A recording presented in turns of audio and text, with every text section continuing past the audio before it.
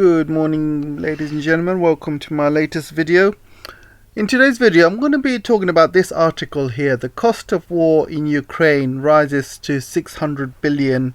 So I'm going to go through this article and see if there's any truth in it. But before I do, I would really appreciate the support. If you can like, share, subscribe if you can. And if you really want to support this channel and help me become independent, I've already had a few warnings from YouTube about my content. So I think one of these days I will probably get banned on YouTube. It probably is inevitable. Unfortunately, I'm on Rumble and other platforms, but I don't have many followers there, and there's no ways of making money in those platforms. So if YouTube do ban me, it probably will have to stop. I am on Patreon, so that allows me to kind of stay independent and not rely on YouTube and things like that. So any help there would be appreciated, or you can buy me a coffee. Anyway, let's carry on with the show. I'll get back to this main part of the video a bit later on. I just want to go through some updates with regards to what's happening in Ukraine. I like to follow things like Al Jazeera, and I find them quite independent compared to looking at Ukrainian stuff or Russian stuff. I feel that they are quite impartial, so I like some of their stuff. So let's see what's happening around Ukraine. So there are a lot of airstrikes going on around Kiev and other parts of Ukraine. Russia is stepping up on the airstrikes and attacks. Some of the main headlines: Russian Defense Ministry said there's an ammunition factory near Kiev was destroyed. Russia says they have completely cleared Mariupol, only a small number of Ukrainian forces remain inside the main steel factory. He adds that Ukrainian forces in Mariupol lay down their arms starting 6 a.m. Their lives will be spared. So I want to talk about this really. So Russia has said that if they lay down their arms and they surrender, their lives will be spared. But then I saw this article here, and I want to kind of go through it with you. Listen to this. Say it's a window of opportunity, but for the Ukrainians it's a window of humiliation, meaning they are being asked by the Russians to surrender in Mariupol, and I think it's extremely unlikely to happen, because if they essentially respond affirmatively to this ultimatum by surrendering, then that sends a message to Russia that the Russians can issue more ultimatums. So we are not likely to see a Ukrainian surrender in the next 24 hours, or indeed any time frame, which then raises the question: what will happen to these remaining Ukrainian soldiers? So you see what this woman is talking about. I mean, I find this absolutely disgusting, that she's saying that Ukrainian soldiers shouldn't surrender. They're not going to surrender because it's humiliating, and she's using these words, and she sounds like she's probably from Ukrainian herself. I just find it absolutely sickening that this woman says that it's humiliating for the Ukrainians to surrender. I mean, come on, these Ukrainian soldiers who've got no food, no ammunition, what do you want them to do? Do you want them to just kill themselves and die? All of these young Ukrainian men who are on the field thinking that they're winning this war and giving this false narrative, and it's pushing them not to surrender, and they're putting their lives at risk. And what about the future of Ukraine when you have all of these men dying in the battlefields, not giving them a chance to surrender? It's absolutely sick. And if this woman's sons were holed up in Mariupol, I'm sure she'll be singing a different tune. Seriously, some of these people that come on these Western shows like Sky News and talking all sorts of crap, absolutely unbelievable. This is sickening, absolutely sickening. She's also saying that no Ukrainian soldier will surrender and they're not going to give in. Listen, love, many Ukrainian soldiers have surrendered. You're talking about hundreds of thousands. There's actual footage out there. So I don't know what this woman is talking about. And there's no shame in surrendering. This is war. You know, and they will be kept under prisoner of war status under the Geneva Convention. Then you got American TV shows which are still pushing this narrative about Putin has already lost the war already. I mean, retired US general says. I mean, come on. I mean, isn't people fed up of all this false narrative and ridiculous fake news?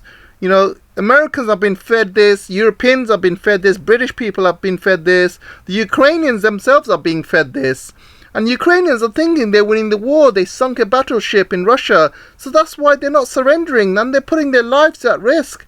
They're putting the future of Ukraine at risk. If all of these men start dying, what's going to happen to the population of Ukraine? Oh my God, seriously, what's wrong with these people? I want to show you what this guy says as well. It's absolutely ridiculous. The Russians may have lost 35,000 or more killed and wounded. And President Zelensky yesterday said the Ukrainians have lost around 13,000 military killed and wounded. Did you hear what this guy said? He says that Russians have lost 35,000 and he thinks Ukrainians have lost 13,000. What kind of planet is this guy on? What kind of planet? He's a retired US general. He should know that the country which has superior air superiority, which means Russians are in charge of the air, how can they lose more troops than the Ukrainians? More than double. It's Russia who is doing airstrikes, doing missile strikes. They're surrounding Mariupol, they're surrounding Donbass area. They're the ones that are doing most of the killing, or the Ukrainians are surrendering. I mean, I don't know what this guy is talking about. I mean, yeah, there are casualties in Russia as well, but not the numbers that he's talking about. Oh my God, this guy is a retired US general and just shows how Americans are brainwashed, how they are fed all of these fake, false lies. But I know for a fact most Americans are not stupid, and they can see through these lies. They can see through all of these ridiculous claims. And people in America, they're not stupid. They're standing up. And you have to look at President Biden's approval rates. It's just going down. It's just going down every single month. Okay, so let's go to the next one. Ukraine President Zelensky threatens to withdraw from peace talks if if Ukrainian fighters in Mariupol are killed. So, what do you want them to do if they're not going to surrender? What other option are there? They either surrender or they get killed. This is war. That's what happens. Is this guy on another planet or what? He calls the situation in Mariupol inhumane and urges allies to provide more weapons for Ukrainian forces. So, okay, so he's saying the situation in Mariupol is inhumane. So inhumane for who? For the people of Mariupol? For his troops? For the Azov militants? For who exactly? And he urges more weapons. So if the situation in Mariupol is inhumane for civilians, shouldn't he ask for food or humanitarian assistance or get these people out of the city? Shouldn't be saying things like that rather than asking for more weapons? I mean, what's more weapons going to do? The more he talks, the more it sounds like he's missing a few apples from his breadbasket of a brain. So anyway, let's move on. So that map hasn't really changed much over the past few weeks. It says here, Russia says it has freed hostages from Mariupol's mosque. So it seems like a number of hostages were held in captivity in a mosque in Mariupol by armed mercenaries and stuff. And basically it says that 29 militants, including foreign fighters, were killed. So it sounds like they were holding a lot of people hostage in a mosque, and Russia had to go in and free them. So you know, it just shows that clearing Mariupol is not going to be easy. Not only there's a lot of militants in underground bunkers, they're also holding up a lot of civilians as well. Stuff like this is not really shown in the news in the West. So this story I wanted to kind of talk about as well. Ukraine asked G7 for 50 billion to cover budget deficit. So this is a huge problem for Ukraine right now. So $50 billion is a huge ask, especially to the G7 countries. And as you know, G7 countries, you got Britain, United States, Italy, Germany, all the countries except Russia and China. So you got all of the collective West, basically. So they're asking 50 billion for the budget deficit. So this budget deficit basically means that Ukraine cannot buy goods from abroad like oil and food and necessary goods. So they need that money to buy stuff from abroad to keep the country going. They need that to pay for public services. They need that money to pay for the armed services. So all of these Ukrainian army guys, they obviously need to get paid. So there's a lot of money that needs to go into Ukraine. And because of this war, Ukraine's GDP has gone less than half, and they are not making any money whatsoever. And pretty soon the whole country will collapse if they don't have this 50 billion. And if they don't have any money to pay the Ukrainian army, then that's it. You know, the whole place will collapse. So this is not the Middle East where you have the Taliban fighting for free, basically. I mean, these guys...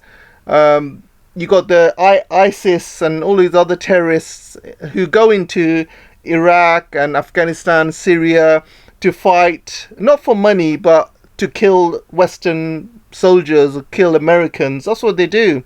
So in Ukraine, it's not like that. These Azov militants might be like that, but the rest of the army guys, they're not, you know, yeah, they want to fight for Ukraine, but they don't want to do it for free either. They need to get paid.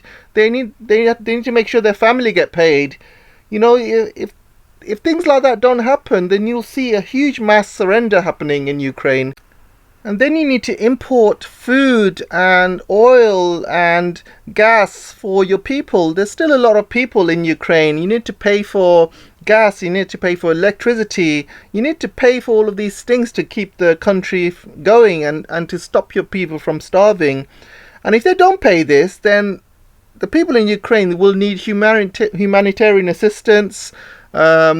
You'll see a lot more refugees going into neighboring countries, and there's going to be a huge refugee crisis. So the G7 are pretty much stuck now. They got no choice but to pay Ukraine to keep the military moving, to keep the country moving so they can carry on fighting the Russians. So the G7 are pretty much stuck now, and you're going to see a lot of money going into an empty hole. And that's what's going to be happening over the next few months. A lot of these countries are just going to be pouring money and weapons into Ukraine. And eventually this money is going to run out. Eventually the West is going to say, oh, sod this, I can't afford it anymore. You know, we need to look after our own economy. I mean, that day is not here yet, but it will come soon. So you can see there's strikes going on in Kharkiv. There's loads of strikes going on in Kiev. People are saying sirens are sounding again and again.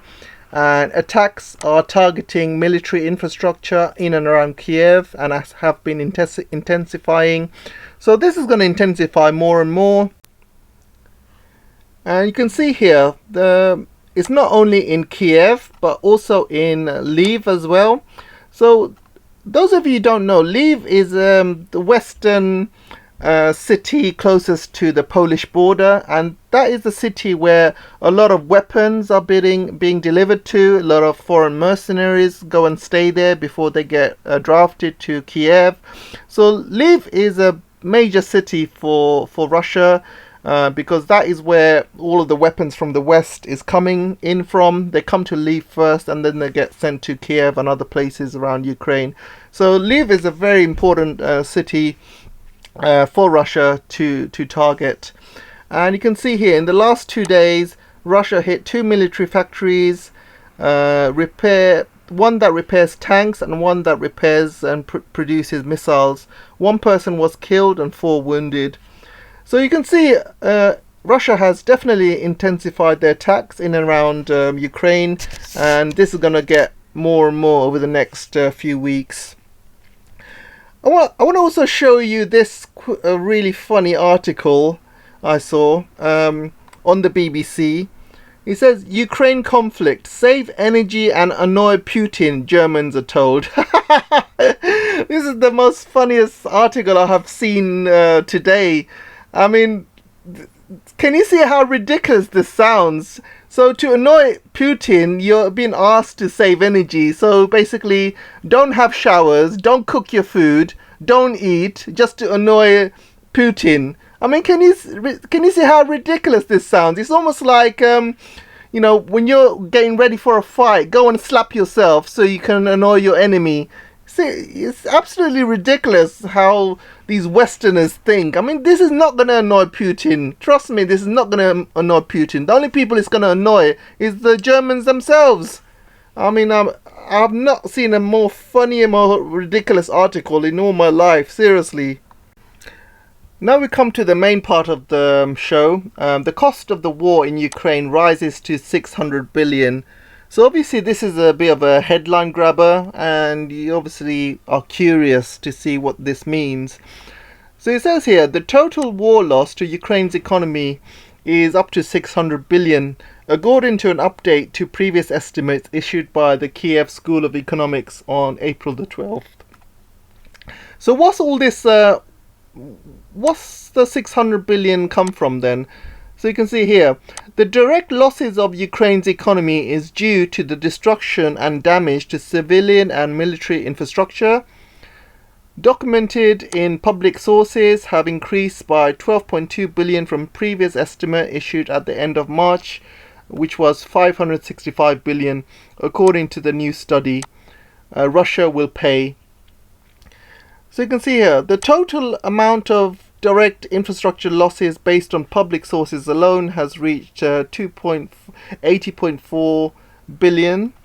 According to joint estimates of military economics, KSC, the total losses of Ukraine's economy due to the war, including both direct and indirect losses, including GDP decline, investment cessation, labour outflows, additional defence and support costs, range from 564 billion to 600 billion. Some 7 million people have left and displaced. Around 4.5 million have left the country. Russian artillery bombs have flattened entire cities, the south of Ukraine, while missiles have targeted road, rail and other infrastructure across the country. So let's go through this one by one. So one of the main things the country does to make money is by tax receipts. So all the citizens have to pay tax. When they work, they have to pay tax. And when they have businesses, they have to pay tax. So all of that has stopped, obviously. Most of Ukraine, anyway, I think there is businesses still running in Kiev and stuff, but it's very, very small amount. Most of the people have already left Ukraine. There's been many civilians who left the country. The people who have stayed behind are mainly men who are trying to fight in the war, and old people who can't really travel abroad or can't leave the country for other reasons. So the tax receipts have obviously gone down. In terms of the economy, has gone down because Ukraine is not making any money. It's not selling wheat and other commodities abroad. So that money has gone down as well. There's obviously investment money which has gone down, foreign investment which has left Ukraine, they've left the country. Other money that comes in is like foreign students. They come in and they obviously use the universities. So literally Ukraine is not making any money whatsoever. So all the money is going into the military.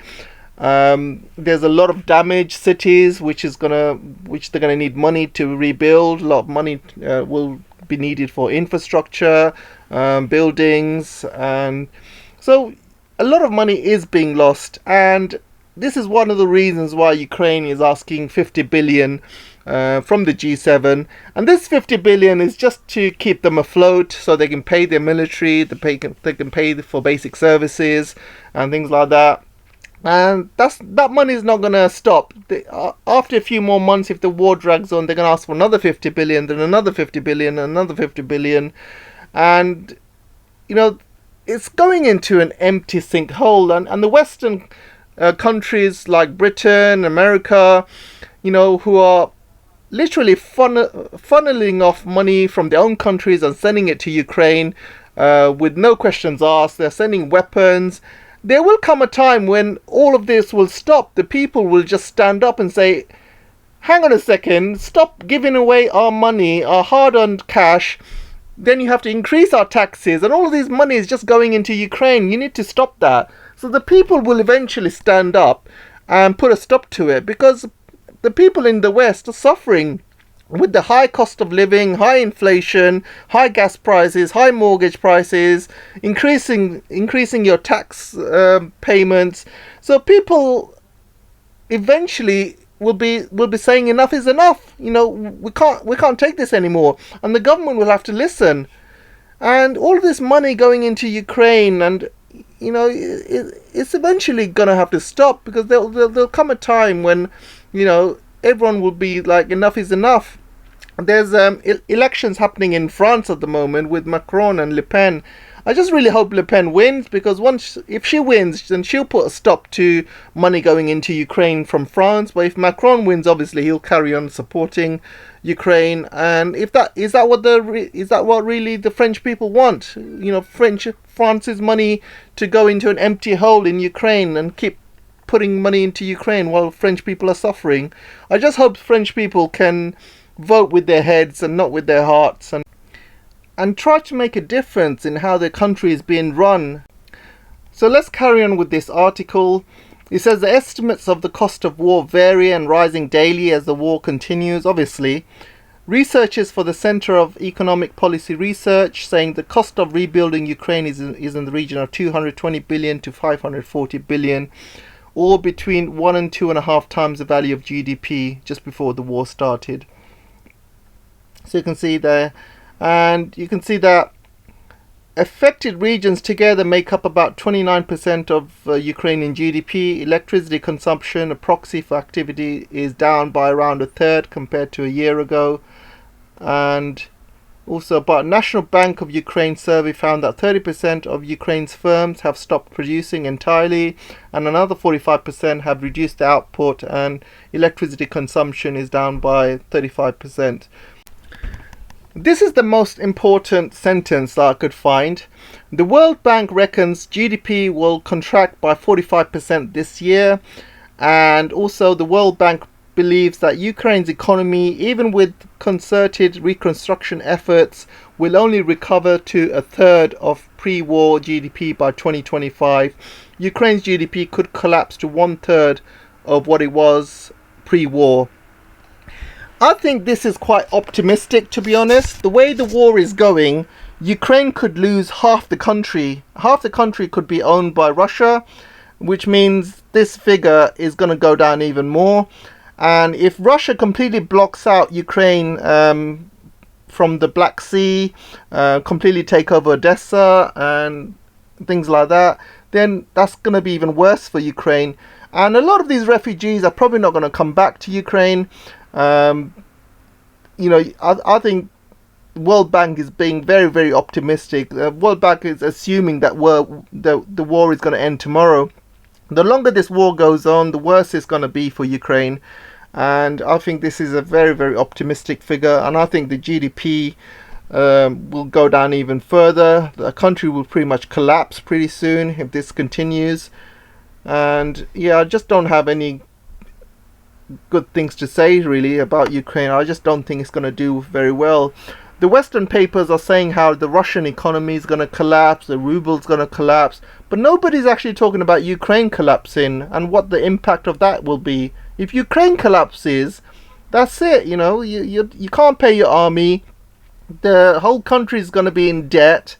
You know, who's going to help Ukraine after that? The West is just going to walk away like they've done with Afghanistan. They're just using every single last drop of Ukrainian blood for the West's and NATO's plan. And they're just using Ukraine. And these Ukrainian people, they just don't see it. You know, any smart Ukrainian person or anyone in the army would have just surrendered and saying, you know what, I'm just here fighting for America or NATO. I'm not here fighting for Ukraine. I'm fighting their war. They need to stand up and look at the big picture. And you can see here, grain exports decreased by almost 90%. Total exports fell by half. The final fall in GDP will depend on the duration of the hostilities. It's not just the duration of the hostilities. It will also depend on if Russia decides to take Odessa as well. Odessa is a major port, and still there's a lot of import-export going on through that port. And once Russia's finished with Donbass, I believe they will start heading towards Odessa. And once they take over Odessa and take over whole of the south of Ukraine, that will cut off all access to the sea via Ukraine, and that's going to severely dent Ukraine's GDP and how they make money and how things are exported and imported. And this part's already quite important as well. Ukraine's financing now depends entirely on grants and loans from its Western partners, which have promised some 25 billion in total, which 7 billion has already been received mid-April. So Ukraine have received 7 billion, which is nothing, absolutely nothing. I mean, look at Russia. Russia is making billions through selling gas and oil still to the Europeans, but Ukrainians are not making any money from this war, so they are the ones who are really suffering. And the Western partners have promised 25 billion in total, and that's mainly coming from the G7, but obviously Ukraine have asked for 50 billion more. And again, there will come a point when people are going to say enough is enough from the West, and they're just going to leave Ukraine like they've left Afghanistan.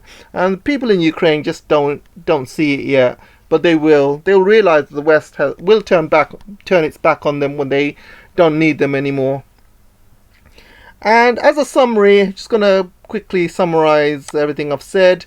The 600 billion loss that's happening in Ukraine, 109 billion loss from infrastructure, roads destroyed, damaged, dozens of railway stations, airports, 112 billion decline in 2022 GDP, 90.5 billion in civilian property losses, 5 million people suffering food insecurity, 80 billion in loss of enterprises and organizations, 54 billion in losses from direct investments in the Ukrainian economy, and 48 billion in losses to the state budget. And I'm sure there's a lot of money in here that's not really counted.